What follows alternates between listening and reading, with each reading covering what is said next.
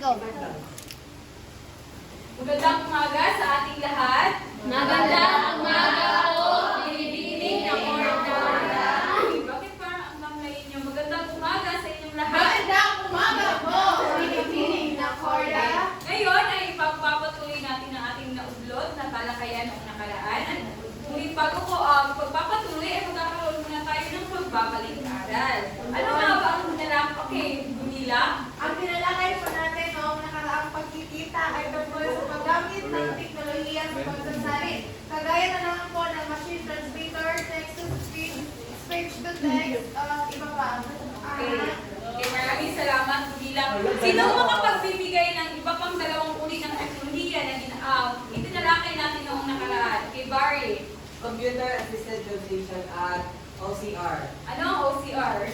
Optical. Optical Character Recognition. Okay, dahil tunay nga na may natutuhan kayo at nakinig kayo sa ating talakayan. Ngayon ay pagpapatuloy natin ang ating naudot na talakayan at pag-uusapan naman natin ang mga hamon sa paggamit ng teknolohiya sa pagsasalin.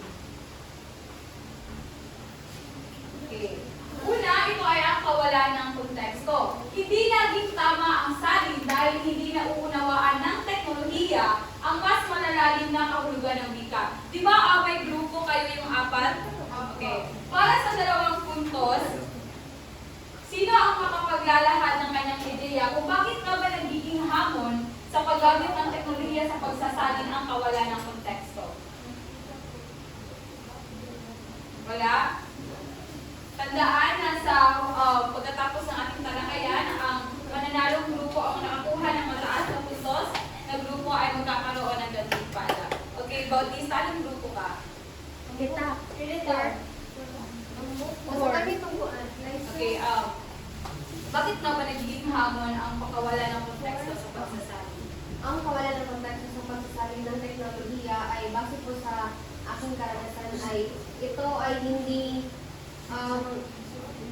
hindi mabuting salin at ang ibang konteksto ay hindi rin ganap na maayos o wasto ang pagkakasalin at hindi maayos ang pagbigay ng mga kahulugan nito at ang pagbibigay ng mga impormasyon kung hindi rin ayos ang pagbibigay natin. Okay, anong grupo ka, Group 1? Magpunta tayo. Anong grupo ka? Basta diri ni. Dito na, uy! Yun na nagkakandaan. Okay, babalik ko muna kung anong grupo kayo. Para group 4 man sa atin. Ano pa ba? Group 4. Kita mo yung... Kita mo ng... Basta. Kita mo yung ng points, di ba? Ang nakakuha ng, okay, nung nakaraan, ang group 1 may 1 point, group 2 may 3 points, group 3 may 3 points, at group 4 may 1 point. Narito, para sa unang pangkat, we have Maurice, Lee, Cherry, and Glenmar, at Jessa. Okay, tingnan nyo nasa kung anong pangkat kayo na makakita. Good place si Bautista. Okay, group 3. So, group 3 may 4 points. 5 pala kasi sabi ko 2 points na yun. Hello, very good ito pala. Okay, ngayon naman ay dapat tayo sa ikalawang hamon sa pagsasalin gamit ang teknolohiya. Okay, basahin ng sabay ang ikalawang hamon. Pagsasalin ng idioma o kayutan. Nahihirapan ang mga makina sa pagsasalin ng mga ekspresyong may malalim o lokal na Para sa kahulugan. dalawang puntos, Juliana. So, isa ito sa mga hamon sa pagsasalin gamit ang teknolohiya sapagkat kapag ginagamit ang teknolohiya sa pagsasalin ay hindi masyadong malawak ang konteksto kaya nagiging literal ang pagsasalin ng mga idioma o mga kayutan. Okay, maraming salamat. Anong grupo ka, Juliana? 4. Okay. Ngayon, ang ikatlo ng mga hamon sa paggamit ng teknolohiya sa pagsasalin ay Pagkakaiba-iba ng wika at kultura. Pakibasa. Maaaring hindi sa larangan ng teknolohiya ang sensibilidad ng kultura ng pinanggagalingan o patutunguhang wika. Para sa tatlong puntos. Barry. Yes, So, ang pagkakaiba ng wika at kultura ay isang hamon sa paggamit ng teknolohiya sapagkat gaya ng naunang mga hamon ang mga teknolohiya ay hindi familiar sa isang tiyak na kultura ng isang wika. So halimbawa kapag kung isang pangungusap sa Pilipino ay isasali mo sa Ingles, halimbawa ay kamukha mo si Paraluman. So kapag isinalin ito ng teknolohiya sa anong tawag dito? Sa Ingles, you look like Paraluman, pero hindi niya naisaalang-alam na ang Paraluman ay hindi isang tiyak na pangalan, kundi isang katawagan sa isang babae na maganda. Okay, maraming salamat. Anong grupo ka ba? Walma. Okay, we have tie ang group 3 at group 4. Alright. Ngayon, para sa 5 puntos, ibigay ang mga hamon sa paggamit ng teknolohiya sa pagsasali. Ibigay ang 3 hamon Maris, ayan na, yung Maris. sa pagsasali. Maris, Okay, isa, dalawa, para sa 5 puntos. Isa, dalawa, tatlo. Juliana. So, ang mga hamon na tinalakay niyo po, una ay ang kawalan ng konteksto ng pagsasali sa teknolohiya, tapos ang kahirapan sa pagsasali ng mga idiomatiko o tayutay, tapos ang pangatlo ay ang kawalan o hindi maalam ang teknolohiya sa ibang kultura ng wika. Tama. Ay, okay, wait ako maguntos ka. Anong grupo ka, Juliana? 4. Okay. Ano ang panghuli? Yung specific talaga na tamang sagot. Ay, Rika. Wala kong pagkakaiba-iba ng wika at kultura. Okay, ano ang grupo ka? 2. 2 points at pagdalang Juliana. Okay. Ngayon, ay dako na tayo sa konklusyon.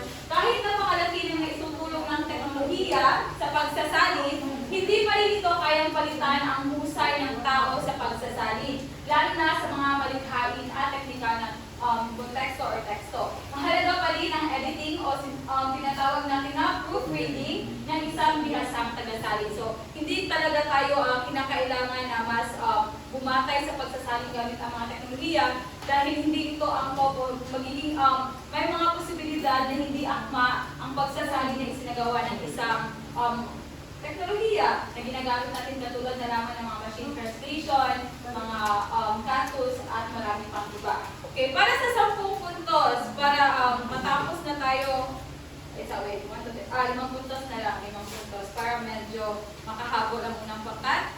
Okay. Okay, ilahad para sa kabuuan.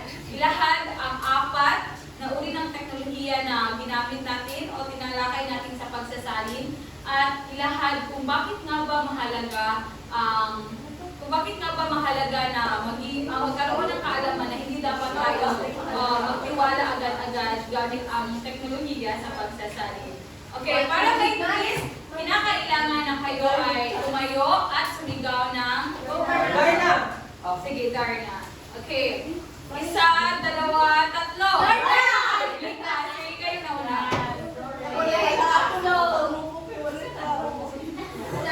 Sa iyong paksa, sinalakay base rin sa aking naisulat na notes.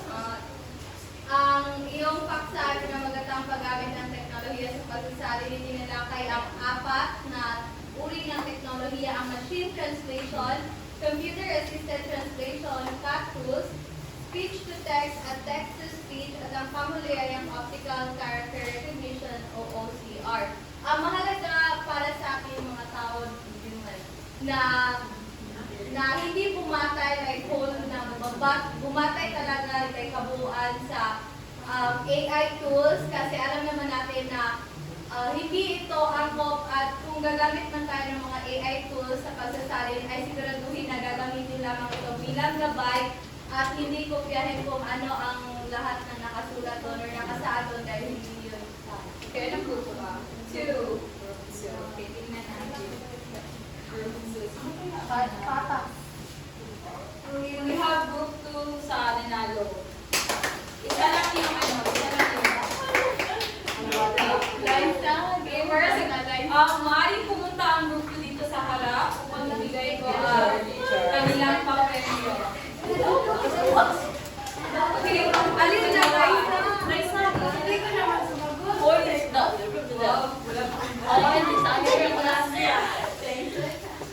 Bigyan natin sila ng masigahong palakpakan class dahil sila ang nanalo sa ating dalawa.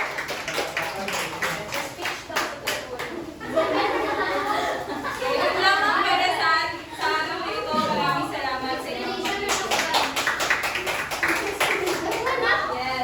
Yes.